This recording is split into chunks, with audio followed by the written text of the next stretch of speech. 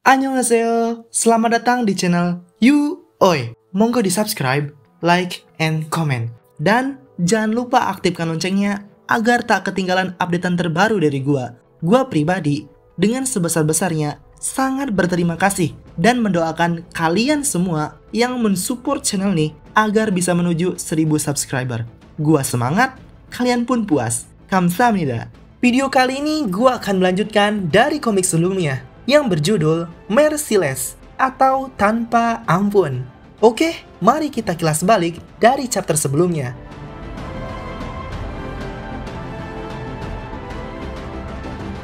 Dan lanjut ke inti cerita.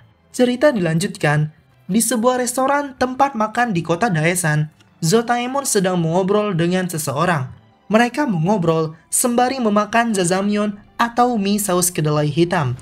Seseorang yang bersama Zotaemon berkata, Pak Guanho dan semua anak buahnya dikirim ke rumah sakit. Jadi sebagian besar organisasi itu sudah lumpuh. Sedangkan Zotaemon mendengarkan perkataannya sembari terus memakan makanannya. Seseorang yang bersama Zotaemon berkata kembali. Dirinya berkata, akhirnya kantor anggota kongres coy memutuskan untuk langsung memberi kita hak untuk pengoperasian bisnis mesin slot. Zotaemon tampak bahagia dan lega setelah memakan habis makanannya.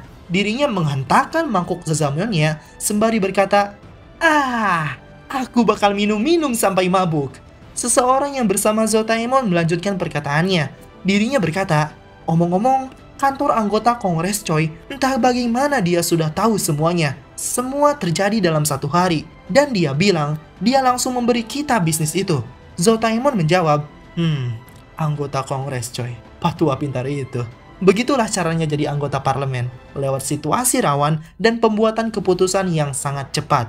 Seseorang yang bersama Zotaemon berkata lagi, dirinya berkata, omong-omong, kalau tidak ada masalah, dia akan memotong pita untuk merayakan pembukaan mesin slot. Mendengar perkataan dari orang tersebut, Zotaemon terdiam sambil memakan pangsitnya. Dan seketika itu pula, Zotaemon teringat perkataan dari Dozanggon tentang pangsit yang dimakannya. Dozanggon berkata, jadi, apa yang enak di restoran ini? Zotaemon menjawab, supir pribadi Zotaemon menjawab pertanyaan dari Dozanggon. Dirinya berkata, pangsit goreng di sini enak. Pangsit goreng di sini mantap betul. Dozanggon keluar dari mobil sembari berkata, pangsit goreng. Oke, aku akan segera kembali. Setelah mengingatnya, Zotaemon tersenyum sembari mengunyah pangsitnya dan berkata, memang benar, pangsit goreng ini memang enak. Omong-omong, apa Sersando sudah sampai dengan selamat?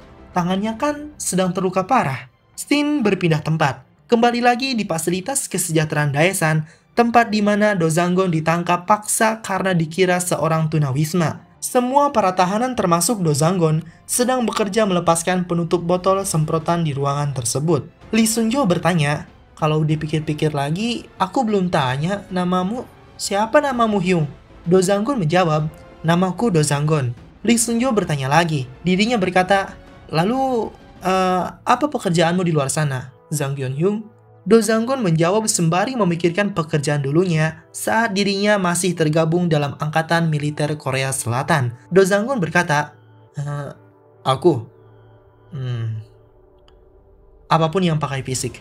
Lee Sunjo bertanya lagi. Dirinya berkata, jadi tanganmu terluka saat bekerja? Apa benar?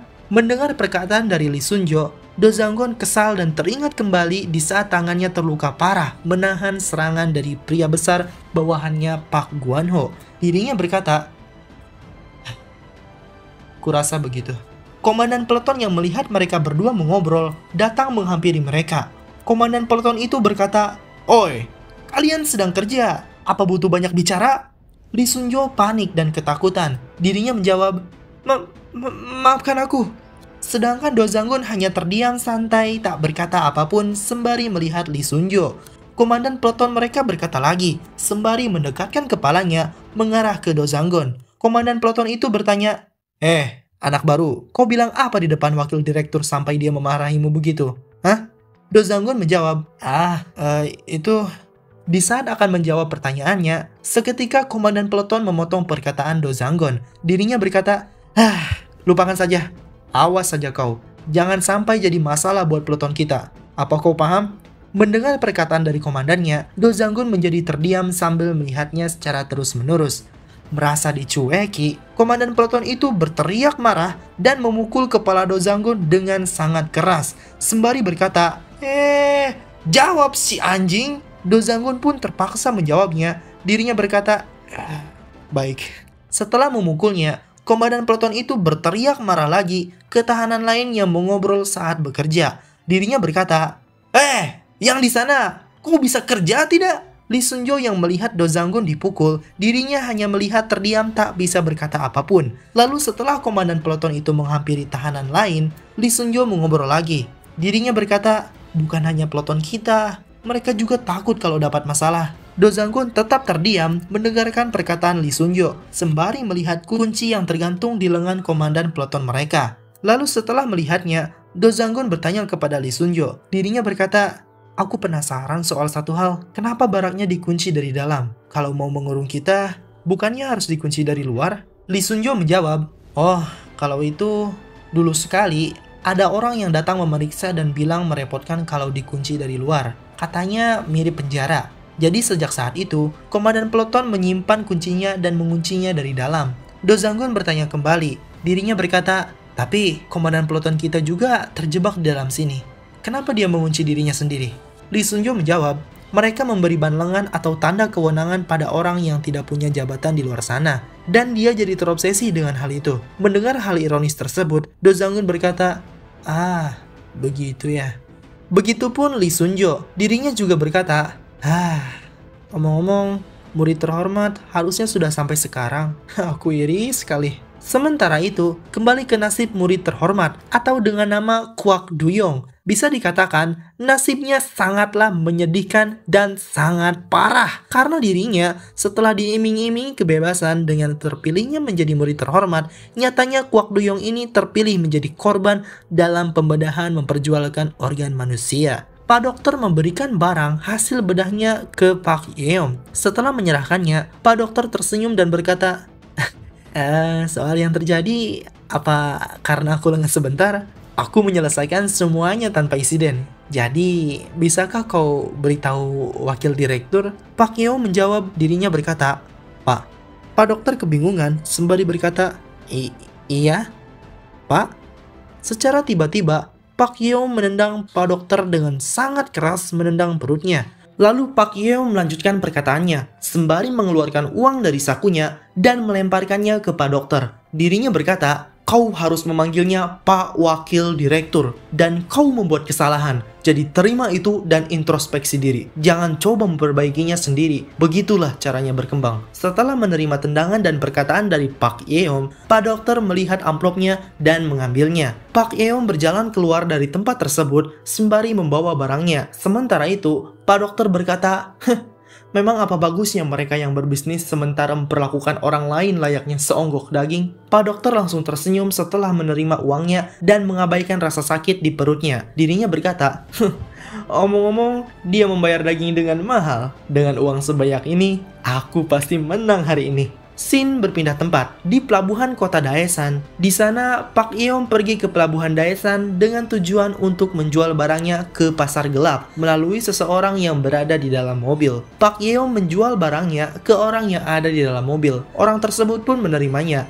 Bisa dikatakan orang ini adalah bagian dari masyarakat pasar gelap, dapat dilihat dari cara pemakaiannya yang tertutup. Orang ini pun membayar barangnya dengan sejumlah uang yang diserahkan ke Pak Yeom. Waktu pun berlalu. Setelah Pak Yeom menerimanya, Pak Yeom kembali ke fasilitas kesejahteraan Daesan melalui lorong yang ada di sana. Pak Yeom berjalan memasuki lorong untuk menuju kantor direktur, yang tak lain adalah kantor ayahnya, yaitu Pak In-jae. Pak Yeom pun mengetuk pintunya. Setelah memasukinya, Pak Yeom menyerahkan uang hasil penjualan barangnya dan memberi hormat ke ayahnya sendiri. Pak Direktur Pak In-jae pun menerima uangnya dan membalasnya dengan memberikannya sebuah pujian. Dirinya berkata, kerja bagus, istirahatlah, bolak-balik ke sini pasti melelahkan. Pak Yeom menjawab, baik ayah. Pak Yeon pun keluar dari kantor direktur untuk beristirahat, sedangkan Pak Direktur Pak In-jae membuka kunci brankas miliknya dan memasukkan uangnya ke dalam brankas miliknya. Kekayaan hasil penjualan di pasar gelap sangatlah banyak. Itu terbukti dari banyaknya tumpukan uang yang ada di dalam brankasnya. Lalu Pak Direktur Pak In-jae pun menutupi dan menguncinya kembali dengan sangat rapat. Waktu pun berlalu menuju pagi hari. Di dalam fasilitas kesejahteraan Daesan atau tepatnya di ruangan Peleton 3, tempat di mana Do Jang-gon ditahan, mereka semua tertidur pulas, sama halnya dengan Do Jang-gon. Tiba-tiba, komandan peleton mereka berteriak menyuruh mereka semua yang tidur untuk segera bangun. Mendengar teriakan tersebut, semua para tahanan termasuk Do Jang-gon langsung terbangun. Do Jang-gon berada di fasilitas mirip neraka ini sudah 4 hari telah berlalu. Meskipun hanya 4 hari lamanya, Do Jang-gon sudah terbiasa dengan kehidupan di sana. Karena dari banyaknya pengalaman yang dimiliki Do Jang-gon, dirinya selalu berlatih dan mengikuti latihan intensif selama aktif jadi tentara, dan itu sangatlah membantu dirinya. Tentu dengan makanannya yang membuatnya merasa tidak nyaman, aneh, dan menyebalkan. Tetapi Do Jang-gon tidak punya pilihan lain selain bersabar menunggu sampai tangannya sembuh. Untuk meringankan rasa sensitifnya terhadap makanan, lebih baik Do Jang-gon percaya kalau sekarang ini dirinya sedang dikirim dalam operasi tersembunyi di kota Daesan. Tetapi jika Do Jang-gon memikirkannya lagi, dirinya malah tambah marah dan emosi. Padahal dulu, Do Jang-gon tidak takut apapun dan tidak mencemaskan apapun bahkan saat melakukan misi bertaruh nyawa. Tetapi saat ini berbeda. Sekarang Do Jang-gon mempunyai satu hal yang dicemaskannya, yaitu adalah saat Do Jang-gon tidak bisa pergi dan melihat Seonasi. Do Jang-gon tidak tahu harus berbuat apa jika Seonasi sampai melupakan dirinya. Scene berpindah tempat. Di bank tempat di mana Seonasi bekerja, Seonasi terdiam melamun sembari melihat keluar jendela di kantornya. Dirinya terlihat lesu dan tak banyak omong. Lalu Seonasi melirik ke pintu kantornya saat mendengar pelanggan masuk membukakan pintunya. Seonasi sampai berharap bahwa pelanggan yang akan datang adalah Do Jang-gon, tetapi bukan. Pelanggan yang masuk hanyalah seorang pria kantoran biasa. Di saat yang bersamaan, datang rekan kerja Seonasi. Rekan kerjanya berkata, "Seonasi, pergilah makan. Aku akan menggantikanmu berjaga." Seonasi menjawab, oke." Setelah mendengar pergantian shift dari rekan kerjanya, Seonasi pergi keluar untuk beristirahat. Saat berada di luar kantor, Seonasi terus memikirkan Do Jang-gon yang tak kunjung datang ke bank. Seonasi belum melihatnya lagi selama beberapa hari terakhir setelah Do Jang-gon itu sendiri membuat janji kepadanya. Padahal Seonasi sudah yakin kalau Do Jang-gon akan datang lagi. Tetapi sudah 4 hari ini Do Jang-gon tidak datang-datang. Hal inilah yang membuat Seonasi menjadi murung dan banyak melamun karena terus memikirkan Do Jang-gon. Meskipun hanya sebuah janji, Seonasi tetap mengingat suara dari Do Jang-gon yang berkata kalau Do Jang-gon akan kembali dan dirinya akan memasukkan banyak uang ke dalam rekening akunnya di bank tempat Seonasi bekerja. Seonasi berharap dan mendoakan Do Jang-gon agar baik-baik saja dan tidak apa-apa. Seonasi penasaran dengan apa yang sedang terjadi pada Do Jang-gon. Seonasi yang berharap dengan keselamatan Do Jang-gon, nyatanya Do Jang-gon tidak baik-baik saja, walaupun tidak kenapa-kenapa. Kejadian yang terjadi kepada dirinya adalah dikurung dengan paksa di sebuah fasilitas pembinaan yang berkedok tunawisma. Bahkan Seonasi mempertanyakan kesehatan Do Jang-gon, apakah Do Jang-gon terluka atau tidak. Seonasi berharap Do Jang-gon tidak terluka, tetapi kenyataannya tetap berbeda. Do Jang-gon sedang terluka, atau tepatnya dirinya melukai tangannya sendiri saat melaksanakan pekerjaan. Seonasi juga sempat terpikirkan apakah Do Jang-gon mengalami kecelakaan atau tidak. Meskipun Do Jang-gon sedang dikurung, kenyataannya tetap sama. Dirinya sedang tidak baik-baik saja walaupun tidak kenapa-napa. Do Jang-gon masih sehat walafiat, tidak mengalami kecelakaan. Malahan, Do Jang-gon kena marah lagi oleh komandan peletonnya karena bekerja sembari melamun. Komandan peletonnya berteriak marah. Dirinya berkata, Cacat, kok lelet sekali sih? Mau kukirim ke gedung lain, ha?" Do Jang-gon menjawab, "Maafkan aku." Tiba-tiba Yang Mulia Presiden memotong pembicaraan komandan peletonnya karena komandannya terus-menerus memarahi orang yang sedang terluka saat bekerja. Yang Mulia Presiden berkata, "Biar kujelaskan, jadi hentikanlah. Kenapa kasar sekali ke orang sakit?" Mendengar Yang Mulia Presiden tiba-tiba berbicara, Do Jang-gon dan komandannya langsung terdiam melihatnya. Lalu komandan peletonnya berbalik berteriak memarahi Yang Mulia Presiden dengan meraih bajunya. Komandan peleton berkata, "Kau mau mengerjakannya? Hentikan bicara omong kosongmu. Kau itu sudah gila." Yang Mulia Presiden ketakutan sembari menjawab, Aku tidak gila." Aku presiden di negara ini. Mendengar Yang Mulia itu melawan perkataannya, komandan peleton itu langsung memukul wajah Yang Mulia dengan sangat keras sembari berkata, "Dasar bajingan gila." Setelah memukulnya, komandan peleton itu pergi meninggalkan Yang Mulia Presiden yang telah terkapar di lantai dengan menahan rasa sakit pada pipinya. Dozanggun yang melihat kejadian tersebut langsung terkejut dan marah. Emosinya langsung naik dengan matanya yang melotot. Dozanggun pun berdiri dan menduga bahwa mulai sekarang dirinya akan mengalami sebuah kecelakaan. Lee Sun-jo yang melihatnya hanya kebingungan tak tahu harus berbuat apa. Dozanggun akhirnya lepas kendali, dirinya berteriak sangat keras dan penuh emosi terhadap perlakuan kasar yang dilakukan oleh komandannya. Dozanggun berkata, "Hei, komandan peleton sialan, anjing kau." Mendengar Dozanggun berteriak dan menghina dirinya, komandan peleton itu terdiam berhenti berjalan. Sementara para tahanan lain yang mendengarnya berhenti bekerja dan pandangannya langsung teralihkan melihat mereka berdua. Para tahanan merasa takut dan panik dengan kelakuan yang dibuat Dozanggun kepada komandan peleton. Komandan peleton pun berbalik melirik Dozanggun, dirinya kesal dan marah. Lalu komandan peleton itu berkata, "Apa kau gila?" Dozanggun tidak gila. Dirinya serius mengatakan hal tersebut karena tidak tahan dengan kelakuan komandan peleton yang terus-menerus memukul dan memarahi orang. Apalagi dengan kesensitifannya terhadap kekerasan terhadap seseorang yang membantu Dozanggun. Tahanan lain yang berada di pihak komandan peleton langsung berdiri dan kesal. Mereka berkata, "Anjing,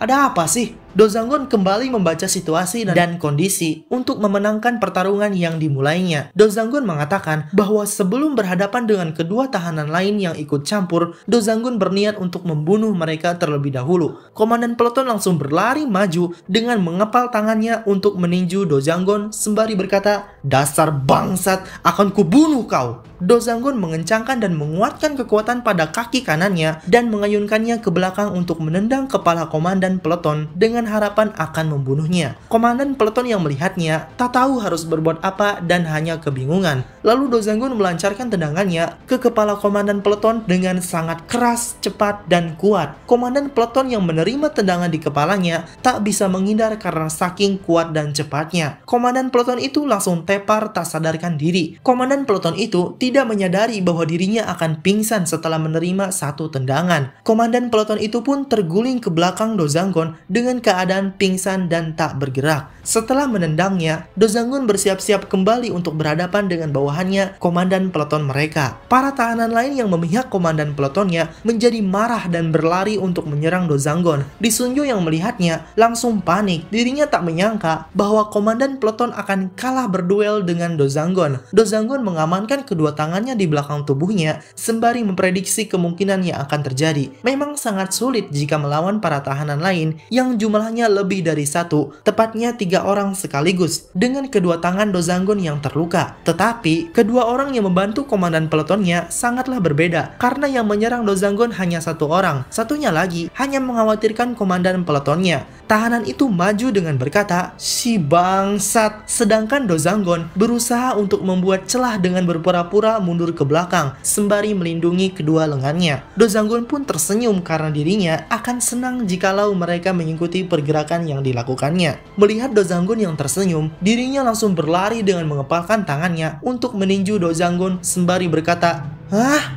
Kok menyeringai? Sombong sekali kau ya anjing." Tahanan tersebut meninju Dozanggun tetapi tidak mengenainya karena Dozanggun sudah mengetahuinya terlebih dahulu dengan menghindarinya. Tahanan tersebut semakin kesal dan emosi lalu kembali meninjunya lagi secara berkali-kali untuk dapat menghajar Dozanggun. Tetapi sama seperti sebelumnya, Dozanggun menghindarinya lagi dan lagi. Seolah-olah tahanan ini telah terperangkap dalam jebakan yang dibuat oleh Dozanggun. Dozanggun pun tersenyum menyeringai dengan serangan tahanan tersebut yang sangat payah. Setelah mempermainkannya, Dozanggun melihat titik lemah tahanan tersebut, lalu menendang ke belakang kakinya dengan sangat keras. Tahanan itu pun kehilangan keseimbangannya dan merasakan kesakitan pada kakinya. Tak hanya itu, di saat tahanan tersebut akan terjatuh, Dozanggun langsung menyikutnya dengan kaki kanannya dengan kuat dan keras. Tahanan itu pun langsung tergeletak, terjatuh ke lantai, pingsan dan tak sadarkan diri. Tahanan lain yang mengkhawatirkan komandannya terkejut melihat rekannya dikalahkan dengan mudah oleh Dozanggon. Tak ingin melewati kesempatan empuk, setelah menyikut tahanan tersebut, Dozanggon langsung berlari untuk menghajar tahanan yang sedang duduk. Tahanan itu pun langsung terpental kepalanya ke belakang setelah menerima tendangan kuat dari Dozanggon. Dan tahanan tersebut langsung pingsan dalam sekejap. Setelah menghajar komandan peleton dan bawahannya, Dozanggon menghela napas dengan segar sembari melangkah mundur dari orang tersebut. Tahanan lain yang melihat kejadian tersebut terdiam tak berkata apapun. Mereka semua terkejut dan kebingungan dengan apa yang dilakukan oleh Dozanggon setelah berhasil menghajar komandan peletonnya. Dozanggon akhirnya tersadarkan dengan apa yang telah diucapkannya di awal pertempuran. Dozanggon kehilangan kesabaran dan tanpa pikir panjang, dirinya berteriak sehingga membuat tahanan lain melihatnya. Jika sudah terlanjur seperti ini, Dozanggon akan terkena masalah kalau ada seorang pegawai yang datang mengetahui perbuatannya. Setelah memenangkan perkelahian, tiba-tiba Lee Sun-jo menyemangati Dozanggon dengan berkata, "Dozanggon, Dozanggon, Dozanggon." Yang mulia yang berada di sampingnya terdiam kebingungan. Dozanggon pun juga sama terdiam kebingungan dengan apa yang dilakukan oleh Lee Sun-jo. Lalu secara perlahan-lahan, tahanan lain yang didekati oleh Lee Sun-jo ikut meneriaki menyemangati Dozanggon dengan mengikuti perkataan Lee Sun-jo. Dan tiba-tiba seisi ruangan menjadi gaduh dan riuh. Mereka semua para tahanan peleton 3 menjadi bahagia dan semangat sembari menyoraki Dozanggon dengan menyebut-nyebut namanya berulang-ulang kali. Dozanggon pun kaget dan terdiam melihat semua para tahanan yang tiba-tiba menyoraki dirinya. Dozanggon langsung panik dan ketakutan setelah apa yang akan dilakukan mereka semua kepadanya. Dozanggon berkata, "Berhenti! Hei, berhenti, berhenti! Hei, berhenti sebentar!" Meskipun disuruh berhenti oleh Dozanggon, mereka semua tetap menyoraki Dozanggon dengan bahagia dan bersemangat. Dozanggon langsung melirik pintu di ruangan tersebut dengan mengkhawatirkan jika ada pekerja sosial yang datang maka akan sangat gawat bagi dirinya. Dan ternyata dugaan Dozanggon benar. Salah satu pegawai yang mendengar keributan di dalam ruangan tersebut datang memasuki ruangan tersebut sembari berkata, "Hei, ada apa ini? Kenapa kalian berisik banget sih?" Para tahanan tersebut langsung terdiam tak berkata apapun setelah melihat ada pegawai yang datang. Pegawai ini pun juga terdiam karena saking terkejutnya ada perkelahian di ruangan tersebut. Pegawai itu kebingungan dan berkata, "Hah? Ada apa ini? Apa yang terjadi?" Setelah melihatnya lagi, ternyata perkelahian tersebut melibatkan komandan peleton mereka. Dan parahnya lagi, komandan tersebut tak sadarkan diri. Pegawai tersebut langsung marah dan mengeluarkan tongkatnya untuk mendidik pelakunya. Pegawai itu pun mengacungkan tongkatnya mengarah ke Dozanggon. Pegawai itu pun berteriak, dirinya berkata, "Apa kau yang melakukannya?" Dozanggon hanya terdiam tak berkata apapun. Lalu pegawai itu bertanya kembali. Dirinya berkata, "Aku tanya, apa kau yang melakukannya?" Dozanggon khawatir dan cemas dengan apa yang akan terjadi pada dirinya. Sembari menjawab,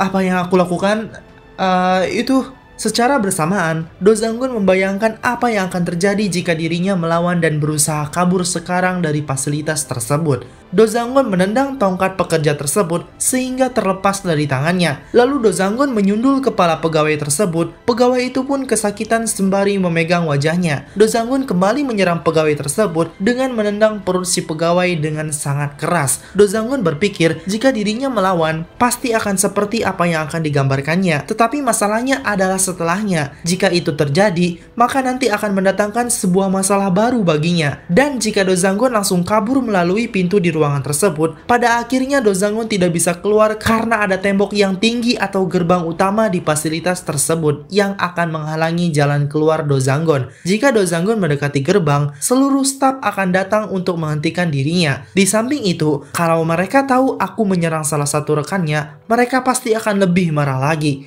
Jikalau keadaannya memang seperti itu sangat mustahil bagi Dozanggon untuk bertarung sembari melindungi kedua lengannya. Tentu saja Dozanggon akan bisa mengalahkan beberapa pekerja lagi, tetapi kalau luka di lengannya terluka lagi, maka kondisinya akan parah. Apalagi jika para pekerja tersebut mengincar kedua lengannya yang terluka itu akan membuat Dozanggon tidak akan bisa kabur dengan selamat. Do Zangwon pun memikirkannya lagi dengan matang. Jika dirinya akan melakukannya, sudah dipastikan Do Zangwon akan menang dalam pertempuran, tetapi dirinya akan kalah dari peperangan. Singkatnya, Do Zangwon meraih pencapaian kecil, tetapi pencapaian besarnya tidak tercapai. Do Zangwon bertekad dan sudah berjanji bahwa tidak akan melukai kedua lengannya kepada dokter. Oleh karena itu, langkah terbaik yang harus diambil Do Zangwon adalah kedamaian. Do Zangwon membungkuk dan meminta maaf dengan berteriak kepada pegawai tersebut sembari berkata, "Maaf, aku salah." Karena jika dengan membungkuk dan mengaku bersalah, kemungkinan besar Do Zangwon akan terhindar dari situasi tersebut. Do Zangwon harus berusaha untuk tidak membuat masalah yang dibuatnya semakin rumit. Tiba-tiba datang seseorang melangkah masuk ke dalam ruangan tersebut. Orang itu adalah dua Park bersaudara, Park Guang dan Park Yeom. Park Guang berkata, "Jadi kau yang mengalahkan mereka, bukan?" Pegawai yang melihat wakil direkturnya datang, dirinya terkejut dan berkata, "Wakil direktur, ternyata ada Anda di sini." Melihat masalah baru muncul, Do Zangwon langsung panik dan khawatir dengan apa yang harus dilakukannya sekarang. Karena masalah ini sudah rumit, malah tambah rumit lagi dengan kedatangannya wakil direktur. Wakil direktur Park Guang berjalan mendekati Do Zangwon sembari berkata, "Wow, seorang pria dengan lengan yang terluka mengalahkan 3 orang sekaligus.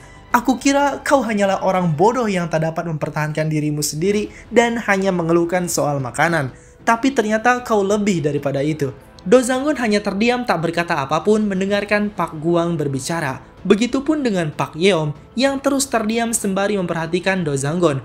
Park Guang kembali bertanya, dirinya berkata, "Siapa namamu?" Do Zangwon menjawab, "Namaku Do Zangwon." Para tahanan lain di ruangan tersebut hanya bisa terdiam meskipun mendukung Do Zangwon karena penindasan yang dilakukan komandan peloton mereka selama ini. Wakil direktur Park Guang mendekatkan kepalanya, dirinya berkata, "Do Zangwon, apa yang barusan kau pikirkan?" Do Zangwon merasa sedikit kesal saat akan menjawabnya. Dirinya berkata,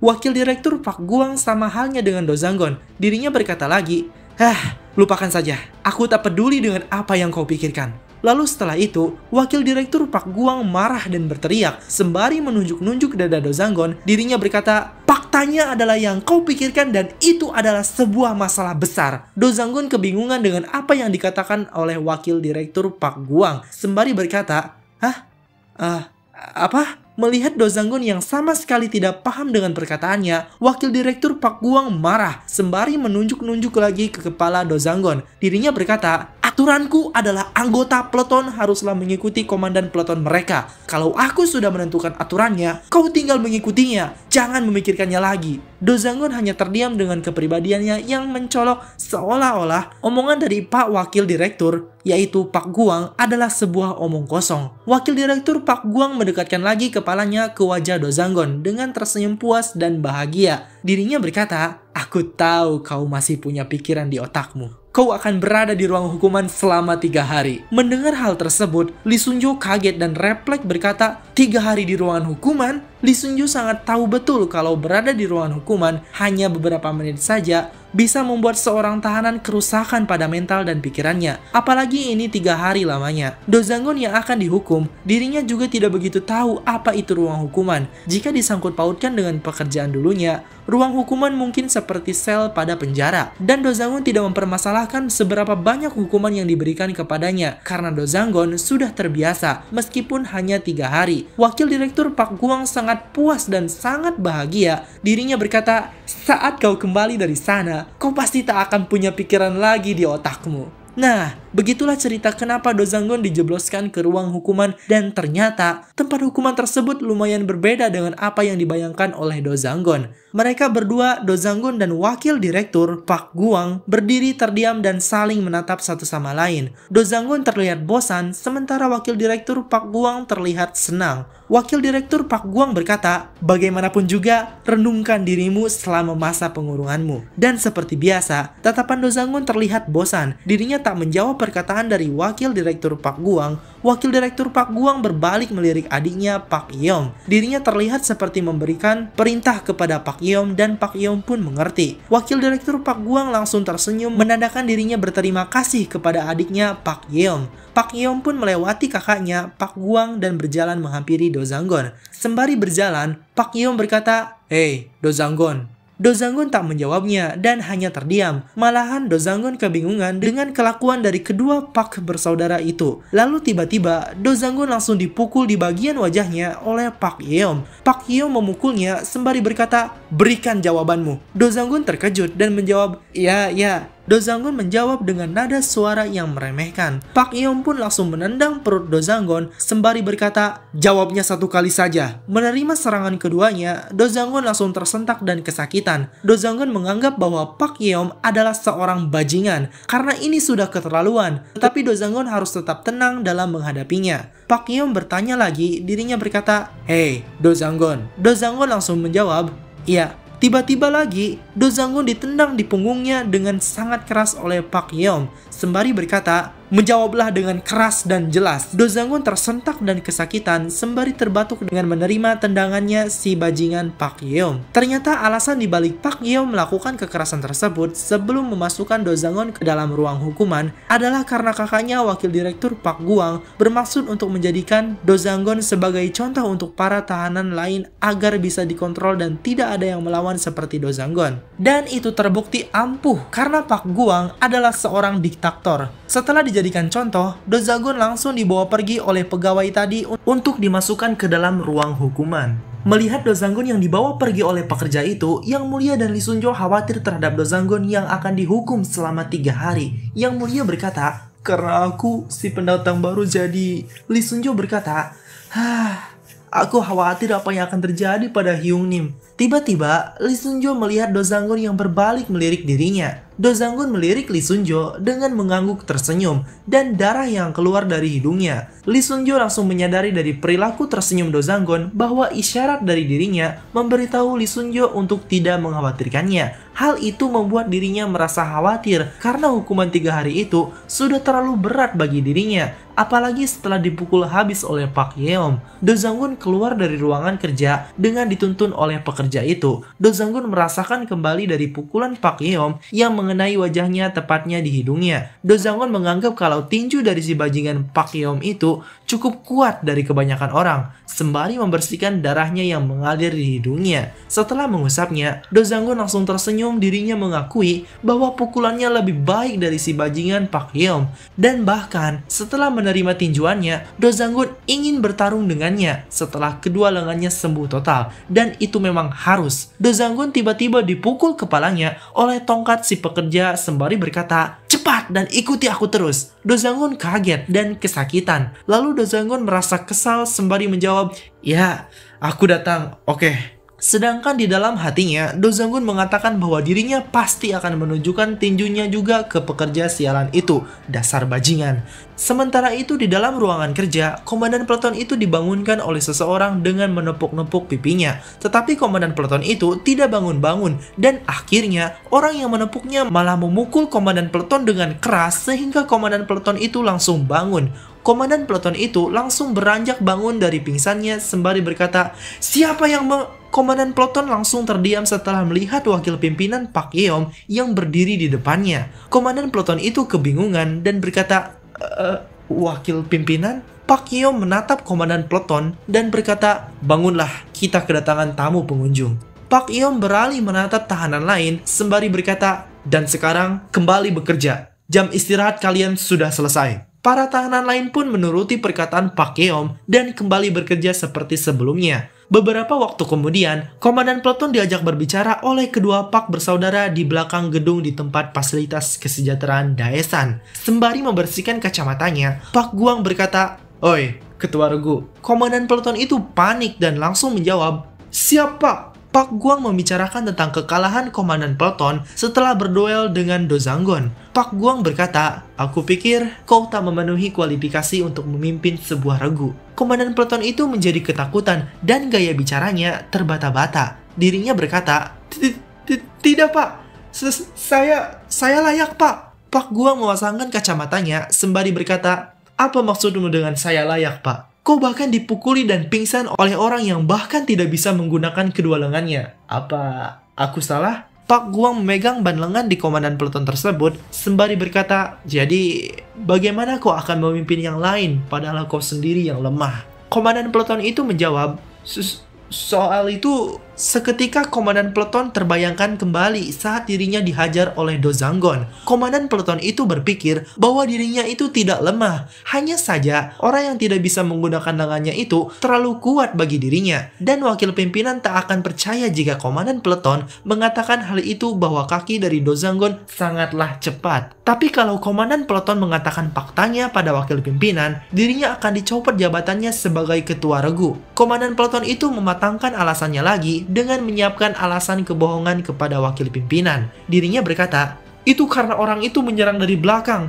Saya mengatakan yang sebenarnya." Pak Guang terdiam mendengarkan, lalu memegang dagunya dan berkata, "Oh, itu artinya kau bisa mengalahkannya dalam pertarungan yang sesungguhnya?" Komandan peleton menjawab, Iya Pak." Pak Guang berkata kembali. Dirinya berkata, "Kalau begitu, pergilah dan hajar dia sekarang." Komandan peleton kaget dan menjawab, "Maaf, apa saya harus melakukannya?" Pak Guang berkata, "Kau perlu menyelamatkan mukamu yang tercoreng. Bagaimana kau akan memimpin regu setelah dikalahkan di hadapan semua orang? Apa aku salah?" Komandan peleton itu ragu pada dirinya sendiri karena dirinya tahu betul pasti akan kalah lagi. Komandan peleton itu pun hanya bisa terdiam dan tersenyum saja. Pak Guang melanjutkan perkataannya kembali. Dirinya berkata, "Oh, hampir saja lupa menyebutkannya. Satu hal yang penting, aku sudah menjatuhi Dozanggon 3 hari di dalam ruang penghukuman." Komandan peleton itu pun terkejut sembari berkata, 3 hari di dalam ruang hukuman. Melihat komandan peleton yang terkejut, Pak Guang semakin tersenyum puas. Dirinya berkata, "Pertarungan antara kau dan Dozanggon akan dilakukan setelah dia keluar dari ruang hukuman. Kau mengerti apa yang aku katakan?" Komandan peleton itu berkata di dalam hatinya. Dirinya berkata, Itu artinya itu akan dilakukan setelah dia kehilangan akal sehatnya." Komandan peleton hanya bisa terkejut dan terdiam takjub dengan pernyataan menguntungkan dirinya. Sementara Pak Guang terdiam dan semakin tersenyum lega. Komandan peleton itu semakin menghormati Pak Guang. Dirinya berkata di dalam hatinya, "Jadi sejauh itu dia melakukannya. Dia dengan sengaja melemahkannya dengan meletakkannya di ruang hukuman. Jadi aku bisa dengan mudah mengalahkannya dan menunjukkan pada regu bahwa aku ini tidak lemah." Pak Guang langsung menepuk bahu komandan peleton sembari tersenyum bahagia. Dirinya berkata, "Kalau begitu, kau bisa melakukannya kan?" Komandan peleton itu semakin semangat dan optimis. Dirinya menjawab, "Baik Pak, tentu saja." Sementara itu, Dozanggon yang dituntun oleh si pekerja pergi ke bawah dengan menuruni tangga untuk dimasukkan ke dalam ruangan hukuman. Setelah sampai di bawah, Dozanggon terdiam menunggu sedangkan si pekerja sibuk membuka pintu di lorong jeruji besi tersebut. Dan si pekerja itu pun membuka pintu tersebut. Dozanggon dan si pekerja memasuki ruangan yang mana di lorong tersebut di tiap sisinya diberi pintu untuk ruang hukuman. Dozanggon mengatakan bahwa sepertinya perkiraannya tidak jauh berbeda dengan apa yang dikiranya. Ruang hukuman di fasilitas kesejahteraan Daesan ini ternyata adalah ruang hukuman sel isolasi. Dozanggon kebingungan dengan adanya sel isolasi yang dibuat di bawah tanah dan kenapa juga fasilitas ini mempunyai sel isolasi tersebut. Pekerja itu pun membuka salah satu pintu ruang hukuman untuk tempat hukuman Dozanggon. Setelah membukanya, si pekerja itu berkata, "Sekarang masuklah." Dozanggon yang melihat ruang hukuman tersebut menjadi terdiam dan langsung mengeluh dengan tempat yang bernama ruang hukuman sel isolasi tersebut. Dozanggon berkata, "Hah? Yang benar saja, ruang hukuman tersebut ternyata berada di luar dugaan Dozanggon. Dozanggon mengira bahwa ruangan hukuman tersebut seperti berupa penjara pada umumnya. Tetapi ini berbeda. Tempat ruangan hukuman di fasilitas kesejahteraan Daesan ini sangatlah sempit, seperti layaknya loker barang di sekolah. Malahan memang seperti loker itu sendiri. Dozanggon mengatakan bahwa tempat tersebut bukanlah sel isolasi, melainkan sebuah loker. Dozanggon agak terkejut dan kebingungan dengan loker yang satu ini. Karena kenapa juga mereka memiliki ruangan semacam ini di sini? Ini bukan lagi namanya ruang hukuman, tetapi ruang penyiksaan. Jadi hanya karena Dozanggon melakukan tindakan melanggar peraturan melawan komandan peleton, mereka tega memasukkan orang ke dalam ruangan sempit seperti ini, meskipun orang yang diperintah untuk memasukinya tidak bersalah. Melihat Dozanggon yang terdiam melamun, si pekerja itu marah dan mengeluarkan tongkatnya. Dirinya berkata, "Apa yang kau tunggu? Cepat masuk!" Si pekerja itu pun mengacungkan tongkatnya mengarah ke lengan Dozanggon yang sedang terluka, sembari berkata, "Cepatlah masuk sebelum aku mematahkan tanganmu." Dozanggun yang melihatnya terkejut, lalu dirinya menjawab, "Baik, Pak." Dozanggun akhirnya dipaksa memasuki ruangan hukuman yang tak lain adalah penyiksaan di dalam loker. Dapat dilihat, tempat tersebut ternyata sangat sempit dan pendek. Jika diandaikan, tinggi badan Dozanggun sekitar 170 meter, maka tinggi ruangan tersebut sekitar 150 meter. Sangat pendek dan sempit sekali. Tidak cocok dengan seseorang yang menderita fobia sempit. Setelah memasukinya, si pekerja itu pun menutup pintu ruangan hukuman tersebut dengan sangat keras. Atmosfer di ruangan tersebut sangat gelap dengan situasi tanpa cahaya dan lampu yang mati. Dozanggun ditempatkan dan dimasuki di ruangan hukuman bernomor 4, yang mana jika diingat kembali, ruangan dengan nomor 4 ini termasuk ruangan dengan nomor yang sakral. Dan untungnya, itu hanya sedikit prank. Dozanggun ditempatkan di ruangan hukuman bernomor 5 di fasilitas kesejahteraan Daesan. Di dalam ruang hukuman, Dozanggun berusaha untuk tetap tenang dalam situasi dan kondisi apapun. Karena saat Dozanggun berada di militer, Dozanggun sudah dilatih dalam segala hal bentuk penyiksaan yang kemungkinan terjadi ketika tertangkap oleh musuh. Salah satunya seperti penyiksaan di dalam ruangan. Melihat kondisi yang dialami Dozanggun, Dozanggun tidak dapat duduk dan tidur di sini. Oleh karena itu, dampaknya membuat Dozanggun tidak bisa tidur dengan baik. Belum lagi Dozanggun tidak bisa menggunakan toilet, makan, atau minum air. Dozanggun dipaksa untuk duduk tanpa bergerak di posisi yang tidak nyaman ini, dan Dozanggun juga tidak mampu melakukan apapun yang Dozanggun mau. Penyiksaan semacam ini digunakan untuk menghancurkan musuh, baik secara fisik maupun mental. Tetapi parahnya, mereka berani menggunakan penyiksaan semacam ini kepada orang biasa yang tak kuat dalam fisik maupun mental, dan bisa berakibat kegilaan atau bahkan kematian. Dozanggun pun marah dan langsung berteriak, "Para bajingan gila itu!" Untuk sekarang, hal yang paling penting untuk dilakukan Dozanggun selain seberapa gilanya para bajingan itu adalah menghabiskan waktu selama 3 hari di tempat tersebut. Dan apakah Dozanggun bisa melewati hari-harinya dalam proses penyiksaan tanpa mengalami kerusakan jiwa dan fisik? Sampai di sini terlebih dahulu. Untuk video selanjutnya nanti gue bikin lagi. Kamsahamnida.